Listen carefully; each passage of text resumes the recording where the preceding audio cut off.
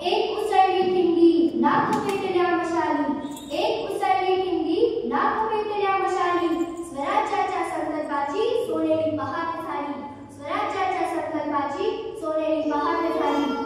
आदिशक्ती तुळजाभवानी या आदिशक्ती आदिमायेचे वात्सल्य, मांगल्य आणि पावित्र्य माणसाच्या जन्माला घेऊन येणाऱ्या राष्ट्रमाता राजमाता जिजाऊ माँसाहेब, अवघ्या हिंदुस्थानाचे आराध्य दैवत छत्रपती शिवाजी महाराज आणि महाराष्ट्रातील माणसाला कसं लढायचं हे शिकवणारे छत्रपती संभाजी महाराज यांना माझा मानाचा मुजरा, मानाचा मुजरा, मानाचा मुजरा।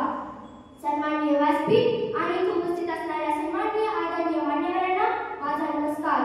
जिजाऊ माँसाहेबांचा जन्म 12 जानेवारी बुलढाणा जिल्ह्यातील सिंदखेड राजा येथे राजे लखुजीराव जाधव आणि म्हाळसाबाई यांच्या पोटी झाला। आपल्या कर्तृत्वान पित्याच्या पराक्रमाचे पोवाडे कानावर पडत होते। वयासोबतच पारतंत्र्याची आणि लाचारीची जाणीव ही वाढत होती। ज्या वयात भावनांचा खेळ मांडून संसाराची तालीम करण्यात मुली दंग असतात, त्या वयात जिजाऊ माँसाहेब मात्र आपल्या भावांसोबत तलवारीची मूठ पकडण्यात दंग होत्या। समाजाची दयनीय अवस्था जिजाऊंना पाहत नव्हती। त्यांचा विवाह शहाजीराजे भोसले यांच्यासोबत दौलताबाद येथील वेरूळ येथे झाला। राष्ट्रमाता राजमाता जिजाऊ म्हणजे कोण? स्वराज्य संकल्प शहाजीराजे, स्वराज्य संस्थापक शिवाजी महाराज आणि स्वराज्य रक्षक संभाजी महाराज हे स्वराज्याचे 3 कोन जोडणारी समान रेषा म्हणजे जिजाऊ माँसाहेब। त्या छत्रपती शहाजीराजांसोबत त्याग आणि समर्पणाची मूर्तिमंत प्रतीक म्हणून उभ्या राहतात, तर छत्रपती शिवाजी महाराजांसोबत अखंड प्रेरणास्त्रोत म्हणून जिजाऊ माँसाहेब उभ्या राहतात।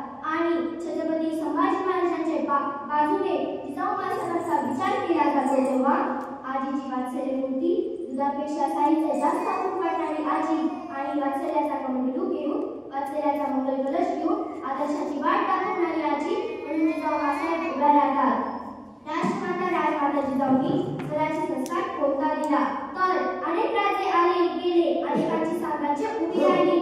ती साम्राज्य छत्रपती शिवाजी महाराजांच्या साम्राज्यापेक्षा कितीतरी पटीने मोठी होती, पण 350 वर्षांनंतरही जेव्हा छत्रपती शिवाजी महाराजांचे आणि छत्रपती संभाजी महाराजांचे नाव घेतल्यावर आजही प्रत्येकाची मान आदराने झुकते।